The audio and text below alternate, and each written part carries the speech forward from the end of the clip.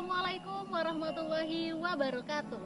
Perkenalkan, saya Selviani yang akan menceritakan perjalanan kami dalam mengulik kisah pertambangan tanpa izin di daerah pedalaman yang mengganggu hak warga sekaligus petani yang bekerja sebagai pekebun di daerah pertambangan tersebut dilakukan.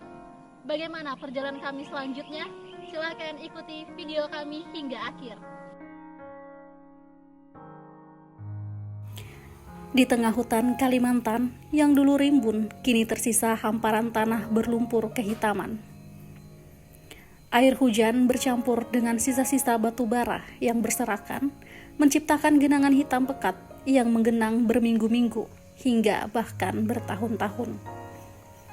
Truk-truk besar yang dulu lalu lalang mengangkat batu bara telah meninggalkan bekas jejak yang dalam di jalan. Ketika musim hujan tiba, jejak-jejak itu berubah menjadi parit-parit berlumpur yang membuat akses menjadi sulit.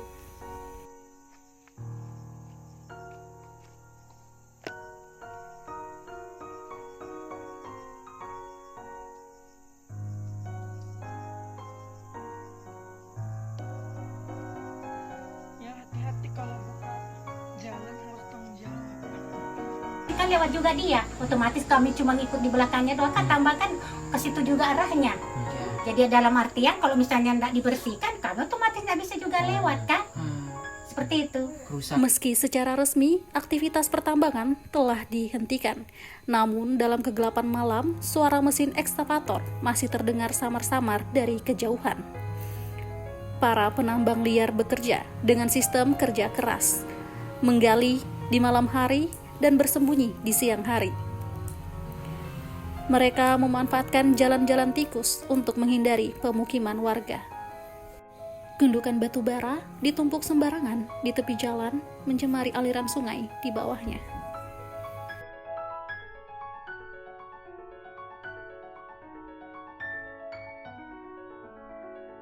Hutan yang dulu menjadi habitat orangutan dan berbagai satwa endemik kini berubah menjadi kawah-kawah menganga, meninggalkan tanggul-tanggul busuk yang menjadi sarang penyakit.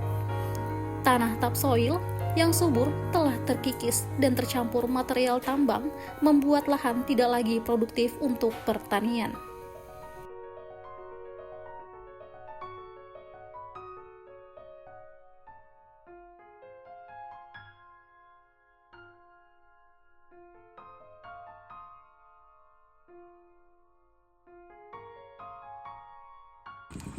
Jadi kita ini udah ada di salah satu lokasi yang kata warga tadi batu bara hasil penambangan yang ditinggalkan begitu saja. Itu ada di belakang kita sekarang. Gimana tanggapan Saudara Albi? Ya, ini saya kira proses batu bara yang ditinggalkan begitu saja ini menyinggung soal tanggung jawab perusahaan mengenai apa yang sudah diambil itu ditinggalkan begitu saja. Dampaknya apa? Yang seharusnya lahan di sekitar sini ditumbuhi oleh pepohonan, rerumputan yang harusnya bisa menyerap air hujan yang kemudian tidak menimbulkan banjir, itu terhalang dengan batu bara ini. Kayak lihat ini limbah-limbah yang dibuang sembarangan. Ya, ini contoh polusi nih.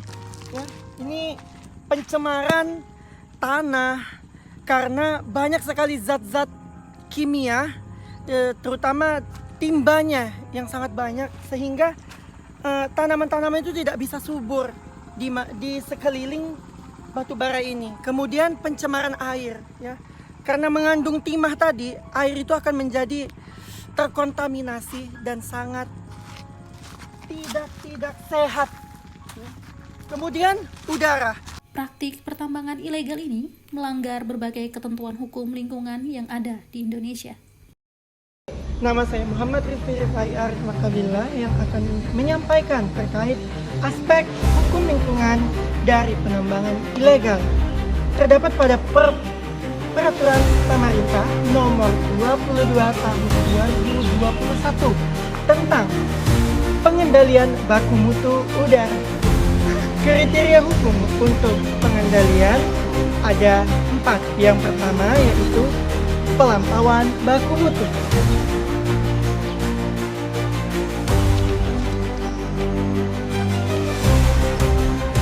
Yang kedua, ada dampak lingkungan.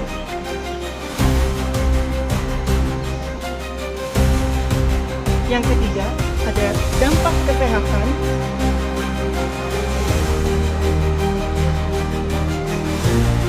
Dan yang terakhir, ada aspek kausalitas atau sebab akibat. Saya Fahim Abel Marto. Saya di sini berfokus untuk membahas terkait dasar hukum undang-undang terhadap pertambangan atau praktik pertambangan ilegal yang terjadi di sekitar masyarakat yang berdampak. Kemudian kita akan membahas dan mengulas sedikit terkait bagaimana dampak yang ditimbulkan akibat pertambangan ilegal tersebut. Kemudian kita berbicara mengenai dasar hukumnya, itu sudah jelas tercantum dalam Undang-Undang Nomor 22 Tahun 2009 tentang perlindungan dan pengelolaan lingkungan hidup atau UU PPLH. Mana dalam pasal 100 itu terjelas juga dicantumkan bahwasanya pencemaran lingkungan hidup itu diakibatkan oleh kerusakan, itu akan mengakibatkan kerusakan lingkungan hidup juga. Maka ketika kita berbicara pertambangan ilegal, ia juga akan berdampak kepada lingkungan sekitarnya. Pencemaran lingkungan hidup itu akan mengakibatkan kerusakan lingkungan hidup. Apa saja kerusakan tersebut? Bisa dari kadar tanah yang mengakibatkan longsor. Sudah banyak kita ketahui bahwasanya longsor-longsor di daerah ini juga akan berdampak kepada masyarakat. Salah satunya itu tadi longsor. Kemudian kadar air juga akan tercemar, yang mana nanti air itu akan dipergunakan kembali oleh masyarakat sekitar. Kemudian udara, bagaimana kadar udara itu juga pemanasan global. Kemudian dalam pasal 103 juga mengatakan bahwasanya ketika limbah B3 tidak diperhatikan secara lebih lanjut, maka limbah-limbah ini juga akan memberikan dampak yang signifikan bagi lingkungannya. Ia akan mencemari dan ia akan merusak entah tanahnya, udara, maupun juga akan memberikan dampak yang signifikan bagi siklus pemanasan global. Nah, hal-hal seperti ini ketika kita sudah berbicara dasar hukum, maka pemerintah harus lebih lanjut, harus lebih memerhatikan bagaimana kelompok-kelompok tertentu yang ingin mengeruk hasil bumi itu harus lebih diperhatikan lebih lanjut. Karena hari ini untuk membeli undang-undang itu murah, tapi untuk membayar jaminan kesehatan itu udah pasti mahal. Maka pemerintah harus lebih memilih apakah dia akan memerhatikan masyarakatnya atau memerhatikan kelompok-kelompok yang ingin memperkaya dirinya saja. Kemudian muncul nih pertanyaan dalam benak kita. Langkah apa sih yang seharusnya diambil oleh para pihak pertambangan ilegal tersebut? Dalam hukum lingkungan itu sudah diatur bagaimana para pelaku penambang ilegal ini itu bertanggung jawab atas perilakunya, yang mana satu, penambang ilegal atau para pelakunya itu harus melakukan rehabilitasi tanah, bagaimana ia akan mengembalikan kadar dan kontur tanah tersebut. Kemudian reklamasi tanah juga itu termasuk bagaimana pelaku penambang ilegal ini untuk membalikan dan memulihkan kadar tanah tersebut. Kemudian ada kompensasi yang diberikan kepada warga, ada ganti rugi atas kerugian yang diberikan oleh warga sekitar. Ganti rugi ini juga diberikan agar bagaimana penambang ilegal ini mengetahui bahwasanya atas lahan yang diambil oleh masyarakat itu sudah berdampak merugikan masyarakat. Setelah itu kita akan meninjau daripada dampak jangka panjangnya. Ketika kita berbicara penambangan ilegal ini, ia telah memberikan dampak yang signifikan untuk ke depan. Untuk mengembalikan kontur tanah tadi itu tidak membutuhkan waktu yang cepat. Ya, membutuhkan waktu yang lama untuk bagaimana tanah itu bisa kembali pulih. Butuh waktu yang bertahun-tahun sekali agar bagaimana kondisi tanah itu bisa kembali lagi, tumbuh-tumbuhan dan ekosistem itu bisa kembali pulih. Kemudian selain daripada itu, konflik sosial yang ditimbulkan akibat adanya pertambangan ilegal juga menjadi faktor utama. Bagaimana ada kelompok yang pro dan kelompok yang kontra atas pertambangan tersebut. Kelompok pro dan kontra ini akan menimbulkan konflik sosial. Permasalahan sosial ini juga akan mengakibatkan beberapa pertikaian antara masyarakat yang juga akan menjadi dampak jangka panjangnya. Maka dalam hal ini pemerintah harus lebih konklusi dalam memperhatikan bagaimana aktivitas-aktivitas ilegal ini. Dampak dari penambangan ilegal ini akan berdampak pada jangka panjang, Kerusakan lingkungan akibat pertambangan ilegal ini akan berdampak pada generasi mendatang. Tanah yang rusak membutuhkan waktu puluhan bahkan ratusan tahun untuk pulih secara alami. Saya Albi Malik Ibrahim dengan NIM 2321609075. Kegiatan pertambangan itu memberikan dampak signifikan teman-teman terhadap lingkungan hidup, terutama jika tidak diikuti dengan pelaksanaan kewajiban reklamasi pasca tambang. Salah satu persoalan lingkungan yang sering terjadi itu adalah dibiarkannya galian tambang terbuka tanpa proses reklamasi yang memadai, yang berujung apa? Berujung pada kerusakan lingkungan, misalnya seperti erosi, pencemaran air tanah, hilangnya keanekaragaman hayati, dan ancaman keselamatan bagi masyarakat sekitar. Video ini mengangkat realitas lapangan mengenai bekas tambang yang terbengkalai dan menganalisis penyebab kegagalan reklamasi, baik dari aspek kelemahan pengawasan pemerintah maupun kelalaian pelaku usaha pertambangan.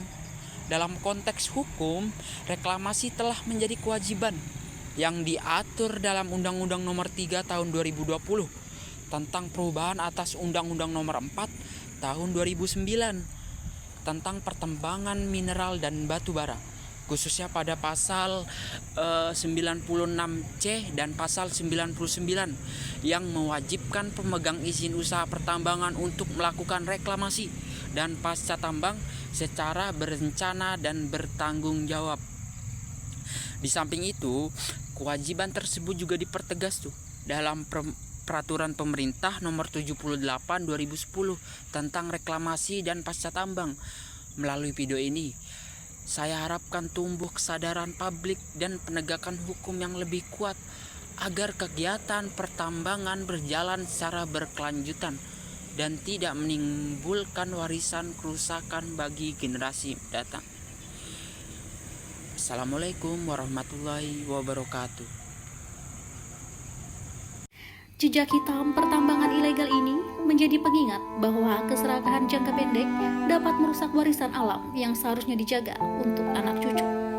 Hukum lingkungan yang ada harus ditegakkan dengan tegas, tidak hanya sebagai ancaman di atas kertas, tetapi sebagai pelindungan nyata bagi kelestarian lingkungan Indonesia.